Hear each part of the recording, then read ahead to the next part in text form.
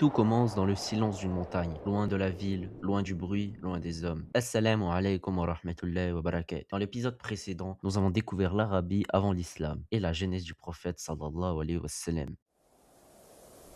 Mais cette nuit-là, tout va basculer. À la Mecque, Mohammed sallallahu alayhi wa sallam n'est pas comme les autres. Il observe sa société, ses injustices et son éloignement de la vérité. De plus en plus, il ressent le besoin de s'isoler. Il se rend régulièrement dans une grotte dans la montagne de Hira, un lieu calme, silencieux, loin du monde. C'est là qu'il médite, qu'il réfléchit, qu'il cherche. Une nuit, alors qu'il est seul dans la grotte, quelque chose d'inattendu se produit. Un être apparaît, l'ange Djibril. Il s'approche et lui dit: Lis. Mohammed sallallahu alayhi wa sallam répond: Je ne sais pas lire. L'ange le serre fortement puis répète: Lis. Puis les paroles sont révélées. Hakra bismi rabbik alladhi khalaqa. Lis au nom de ton Seigneur qui a créé. Ces mots marquent le début d'une révélation qui va durer plus de 20 ans. Une révélation qui va transformer une société et marquer l'histoire du monde.